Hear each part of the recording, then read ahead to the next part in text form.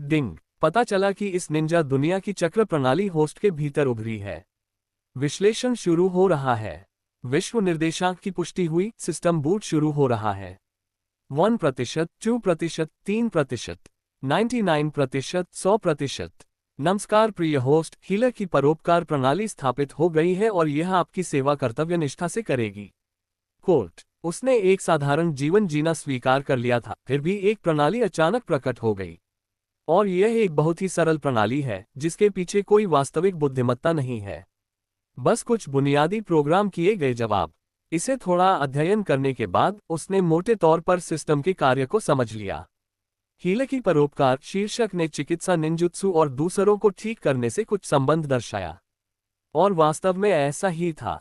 जब भी कोल्ट किसी और की चोटों का इलाज करने के लिए सिस्टम की उपचार तकनीक का उपयोग करता था, तो वह बेतरतीब ढंग से उनकी क्षमताओं, चक्र प्रकृति, निंजुत्सु या यहां तक कि दुर्लभ रक्तरेखा सीमाओं को निकाल सकता था। एक ही निंजुत्सु को बार बार निकालने से यह उसकी दक्षता को बढ़ाने वाले अनुभव बिंदुओं में बदल जाएगा। इसके अलावा उसके पास परोपकार अंक जमा करने का भी मौका था, जिससे वह सिस्टम के स्टोर से सामान खरीद सकता था। संभावनाएं और निष्कर्षण की मात्रा रोगी की पहचान, स्थिति और समग्र शक्ति पर निर्भर करती थी। स्टोर को ब्राउज करते हुए इस निंजा दुनिया की कोई भी क्षमता या वस्तु अनिवार्य रूप से अंकों के साथ खरीदी जा सकती है। पूर्ण 10 पूंछ 100 के अंक। अनंत मंगेकियो शारिंगन 20,000 अंक प्रत्येक। टेंसिगन 20,000 अंक प्रत्येक। रिनेगन 30,000 अंक प्रत्येक। संपादक नोट, लेखक संख्याओं में गड़बड़ी करता रहता है और मैंने इसे कम से कम कुछ तार्किक रूप से ठीक किया है, लेकिन ये भविष्य में सटीक नहीं हो सकता है। आप जानते हैं कि चीनी लेखक संख्याओं के साथ कैसे हैं।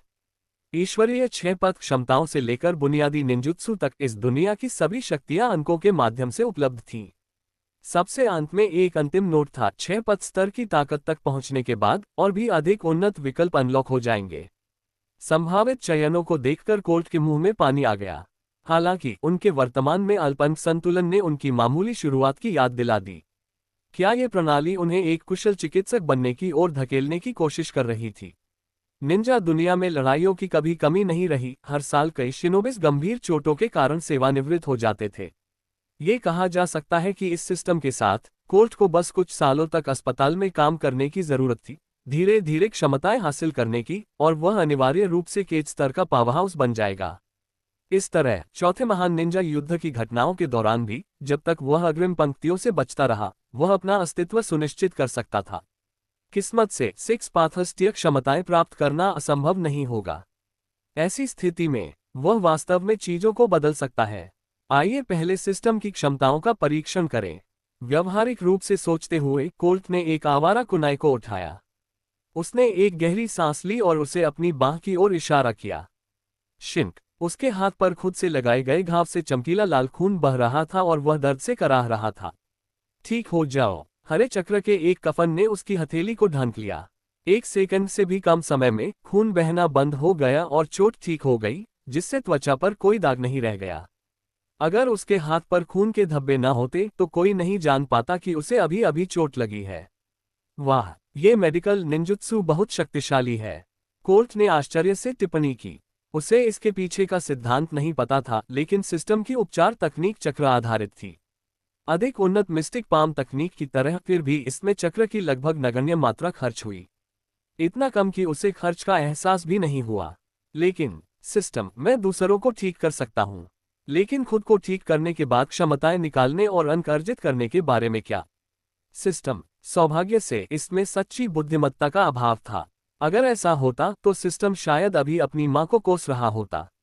इसने पहले भी उपयोगकर्ताओं को खामियों का फायदा उठाते देखा था, लेकिन कभी किसी को क्षमताओं को निकालने की कोशिश करने के लिए खुद को छुरा घोंपते नहीं देखा था। इस होस्ट की रणनीति वास्तव में कुछ और ही थी। डिंग, होस्ट ने खुद को ठीक किया, जो 0.3 शारीरिक फिटनेस प्राप्त की। इस बग को खोजने के लिए धन्यवाद। भविष्य में आप स्व उपचार से अंक प्राप्त नहीं करेंगे या क्षमताएं नहीं निकालेंगे। होस्ट को नोविस सप्लाई पैक से पुरस्कृत करना। अब चुप होने की बारी कोल्ट की थी। क्या उसे धोखा दिया गया? न केवल बग को ठीक किया गया, बल्कि उसे इसे इंगित करने के लिए मुआवजे के रूप में एकमात्र स्टार्टर पैक मिला। क्या एक धोखा देने वाला सिस्टम है? कुछ समय तक मन ही मन इसे कोसने और ये देखने के बाद कि सिस्टम ने आगे कोई प्रतिक्रिया नहीं दी, कोल्ट केवल हार मान सकता था। मेरे लिए मेरा विशेषता पैनल और नोविस पैक खोलें। इसे बाद में खोला गया और उसकी इन्वेंट्री में रखा गया। उसकी आंखों के सामने एक हाईटेक डिस्प्ले दिखाई दिया। नाम कोल्ट, उम्र 4 साल, संविधान 5.3, आत्मा 10.4, चक्र 1.5 नोट, मानक जैनिन स्तर 10 है। कौशल चक्र नियंत्रण स्तर 1110, चक्र प्रकृति हवा बिजली, इन्वेंट्री सेंजू कबीले जागृति औषधि, कुल रेटिंग के लायक नहीं। यह काफी भयावह था। अच्छी आध्यात्मिक ऊर्जा के अलावा संभवतः पुनर्जन्म लेने वाली आत्मा होने के कारण उसके आंकड़े मुश्किल से नए जैनिन स्तर तक पहुंच पाए। उसकी शारीरिक फिटनेस और चक्र भंडार में विशेष रूप से कमी थी। मानक जैनिन का गठन क्या था? वर्तमान अकादमी स्नातक आवश्यकताओं के अनुसार किसी को 3 निंजा टूल कौशल की बुनियादी महारत का प्रदर्शन करना था। उदाहरण के लिए स्नातक होने पर सकुरा चक्र नियंत्रण सिद्धांत को पूर्ण करने के अलावा कुछ नहीं कर सकता था। बुनियादी क्लोन तकनीक को ठीक से निष्पादित करने में बमुश्किल सक्षम। सौभाग्य से नौसिखिया आपूर्ति पैक ने एक बचत अनुग्रह प्रदान किया। एक विचार के साथ कोल्ट के हाथ में एक नीला तरल पदार्थ की शीशी दिखाई दी। उसने बिना किसी हिचकिचाहट के इसे पी लिया। सेंजू कबीले की वुड रिलीज रक्तरेखा 6 पथों के ऋषि के बेटे असुर ओत्सुत्सुकी से उतरी। ये भी पहले होके झाशराम अछूत शिनोबी के देवता के समान ही प्रशंसित वंश था। बेशक सेंजू डीएनए को जागृत करने का मतलब यह नहीं था कि कोल्ट शक्ति में एक और हाशिराम बन जाएगा या वुड रिलीज प्राप्त करेगा। मानक सेंजू रक्तरेखा ने केवल अधिक मजबूत जीवन शक्ति प्रदान की और अधिकांश निंजा की तुलना में चक्र भंडार को बहुत बढ़ाया। जबकि हाशिराम वुड रिलीज के साथ एक अद्वितीय शुद्ध व्यक्ति था, लगभग अद्वितीय। फिर भी कोल्ट के वर्तमान मामूली स्तर के लिए यह एक बढ़ावा के लिए पर्याप्त था। भारी अंतर को महसूस करते हुए उसकी कोशिकाएं भर गईं। अपमानजनक केवल अपनी सेंजू विरासत को जागृत करने से उसकी शारीरिक फिटनेस और चक्र मात्रा में जबरदस्त वृद्धि हुई। वह पहले से ही नए स्नातक छात्रों के बराबर था। जैसा कि लंबे समय से उचिहा के साथ झगड़ा करने वाले कबीले से उम्मीद थी, उनकी शक्तियां वास्तव में भयानक थीं। कोल्ट ने चुपचाप अपने आप को आह भरी, फिर बाहर आंगन प्रशिक्षण क्षेत्र में चला गया। हालांकि उसके पास सिस्टम का आशीर्वाद था, लेकिन वह ढीला नहीं पड़ सकता था। लगातार दैनिक प्रशिक्षण आवश्यक था। इस बिंदु से अपनी क्षमताओं को बढ़ाने के लिए जरूरी नहीं है, लेकिन अपने शरीर की नई क्षमता को मजबूत करने के लिए। कुछ लोगों ने कहा कि एक सिस्टम निचली सीमा निर्धारित करता है, जिसमें व्यक्तिगत प्रयास व्यक्ति की सीमा तय करता है। बकवास। शाब्दिक निंजा जादू की दुनिया में साधारण मानव प्रयास का क्या उपयोग था? इस सिस्टम के विकल्पों तक पहुंच के साथ उसकी कड़ी मेहनत उसे अपनी नई क्षमताओं का उचित रूप से लाभ उठाने की अनुमति देगी। इसने उसकी समग्र सीमाओं को बिल्कुल भी नहीं बदला। इसलिए उस सभी प्रेरक आत्म सहायता को नमक के एक दाने के साथ ले। 998, 999, 1000। वाह, आखिरकार समाप्त। अपने विशेष प्रशिक्षण उपकरण को नीचे रखकर कोल्ट जमीन पर लेट गया और गहरी सांस ली। ये सर्दियों की ठंड थी, फिर भी उसके माथे पर पसीना अभी भी था। कोई केवल उसके प्रशिक्षण व्यवस्था की तीव्रता की कल्पना कर सकता था। कोल्ट को हीलर बेनेवोलेंस सिस्टम प्राप्त किए हुए आधे महीने से अधिक समय बीत चुका था। बीमारियों को ठीक करने और दूसरों से क्षमताएं निकालने की जल्दबाजी करने के बजाय कोल्ट ने अपनी सामान्य शारीरिक कंडीशनिंग दिनचर्या पर जोर दिया। बस और भी अधिक चरम सीमा तक डायल किया। सिस्टम की उपचार तकनीक के साथ, हालांकि अब वह खुद से निकालने में असमर्थ था, उसे अब अधिक परिश्रम से अत्यधिक तनाव का डर नहीं था। किसी भी दर्द, चोट या छोटी चोटों को तुरंत ठीक किया जा सकता था। इस आदर्श प्रशिक्षण वातावरण में कोल्ट 2 सप्ताह से अधिक समय तक अपनी सीमाओं को लापरवाही से आगे बढ़ा रहा था, जिसके परिणामस्वरूप नाटकीय विशेषता वृद्धि हुई। नाम कोल्ट, आयु 4 वर्ष, संरचना 14.5 सेंजू ब्लडलाइन जागृत, आत्मा 12.5, चक्र 15.5 नोट, मानक जैनिन स्तर 10 है। कौशल चक्र नियंत्रण स्तर 11610, चक्र प्रकृति हवा बिजली, अंक 0। टिप्पणियां निम्न जैनिन स्तर ब्लडलाइन लाभ के साथ नव स्नातक सकुरा हारुनो को पीछे छोड़ सकता है। कोल्ट ने संतुष्टि में सिर हिलाया, गुलाबी बालों वाले किताबी कीड़े के खिलाफ मुकाबला करने के लिए उत्सुक। आखिरकार वह अभी बहुत छोटा था। इस तरह की त्वरित वृद्धि अधिकांश पर्यवेक्षकों को भयभीत कर देगी, फिर भी इसमें कोई छिपा हुआ जोखिम नहीं था। इसके अलावा मात्र 4 साल की उम्र में उसका शारीरिक उत्कर्ष वर्षों दूर था। यह तो बस शुरुआत थी। पिछले 2 हफ्तों के गहन प्रशिक्षण ने कोल्ट के भंडार को काफी हद तक खाली कर दिया। यदि उसे अनाथों के लिए मासिक भत्ता न मिलता तो उसके पास भोजन के लिए पहले ही पैसे खत्म हो गए होते। इस बारे में बात करते हुए तीसरा होकेज उसके प्रति असाधारण रूप से उदार था, सामान्य अनाथों की तुलना में अधिक धन प्रदान करता था। न केवल उसे अनाथालय की बजाय अपने परिवार के घर में रखा, बल्कि मूल कहानी में केवल नारुतो को ही इस स्तर का विशेष उपचार मिला। कोल्ट ने अनुमान लगाया कि उसके जन्म माता पिता का गांव के नेता से कुछ संबंध रहा होगा। विचारों में खोया हुआ कोल्ट ने अपने बाहरी पोशाक में बदलाव किया और आपूर्ति को फिर से भरने के लिए तैयार हो गया। बाहर रहते हुए भोजन की स्थिति को सुलझाना भी अच्छा हो सकता है। अपने मामूली घर को छोड़कर कोल्ट वाणिज्यिक जिले की ओर बढ़ गया, जल्द ही अपने इच्छित गंतव्य पर पहुंच गया। इचिराकु रेमन, पूरे हिडन लीफ में सबसे प्रसिद्ध रेस्तरां, कोल्ट इसे अनदेखा नहीं कर सकता था। सच में इचिराकु रेमन अपने शानदार स्वाद और सस्ती कीमतों के लिए उतना ही प्रसिद्ध था जितना कि इसकी पौराणिक स्थिति।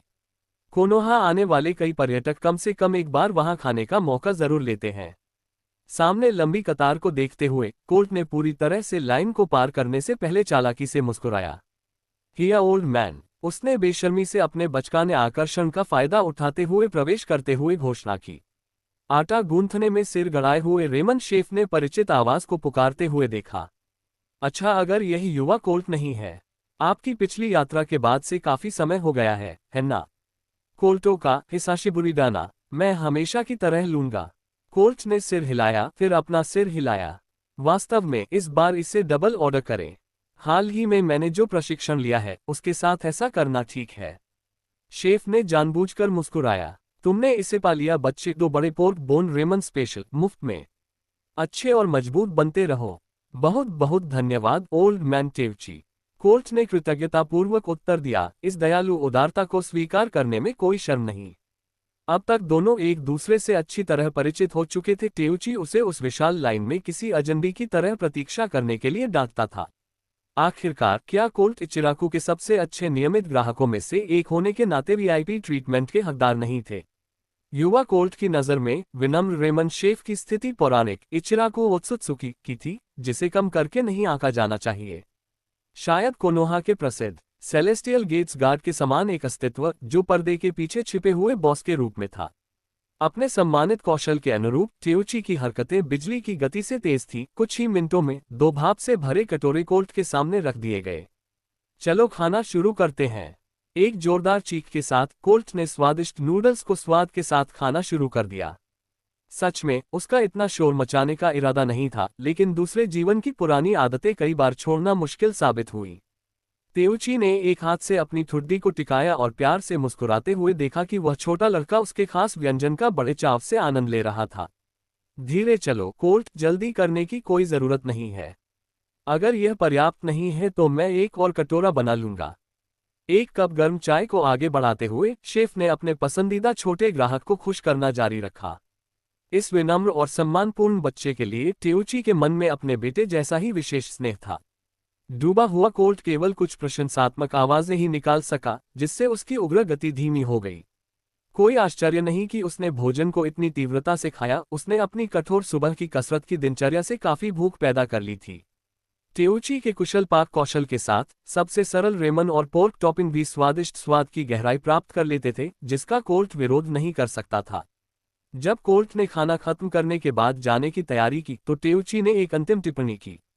कहो, तुम्हारी उम्र के आसपास एक और नियमित ग्राहक है जो मेरे रेमन का तुमसे भी बड़ा प्रशंसक है। मुझे अगली बार तुम दोनों से मिलवाना होगा। कोल्ट ने क्षण भर के लिए विराम लिया। गियर बदलते हुए उसने तेजी से अनुमान लगाया कि शेफ किसका जिक्र कर रहा था। Uzumaki Naruto. ऐसा होना ही था। जब इचिराकु रेमन के प्रति जुनूनी प्रेम की बात आती है तो कोल्ट के 3 भी एक नारुतो से मुकाबला नहीं कर सकते। आखिरकार यह मामूली रेमन स्टैंड जिनचुरिकी बहिष्कृत लोगों के लिए खाने की जगह से कहीं अधिक का प्रतिनिधित्व करता था। ये पूरे गांव में उन कुछ अनमोल स्थानों में से एक था जहां नारुतो को कभी भी ठंडे पूर्वाग्रह का सामना नहीं करना पड़ा। कोल्ट ने इस दूसरे रेमन कट्टरपंथी से शालीनता से मिलने के बारे में तेउची के सुझाव को स्वीकार कर लिया। हालांकि निंजा ऑपरेटिव निस्संदेह नारुतो पर लगातार नजर रख रहे थे, लेकिन कोल्ट को किसी भी तरह की कोई घबराहट नहीं थी। एक मासूम बच्चे के रूप में उसकी अपनी पृष्ठभूमि और स्थिति ने उसे जिनचुरिकी के जीवन में बिना किसी बाधा के शामिल होने की अनुमति दी। क्या इनोशिका चोतिकड़ी और इनुजुका कबीले ने नारुतो को उसकी हैसियत के बावजूद एक अच्छे दोस्त की तरह नहीं माना? कुछ नागरिकों की अज्ञानता का मतलब यह नहीं था कि सभी शिनोबी नारुतो की परिस्थितियों के बारे में मूर्ख थे। जिनचुरिकी डेमन फॉक्स 10 अक्टूबर का जन्मदिन एक बार एक साथ जोड़ने पर यह सब बहुत स्पष्ट हो जाता है। तीसरे के स्पष्ट प्रकटीकरण के बिना भी कोनोहा के निंजा कथित अनाथ के पीछे की सच्चाई का पता लगा सकते थे। ये शरारती बच्चा उनके रैंकों में राजसी था।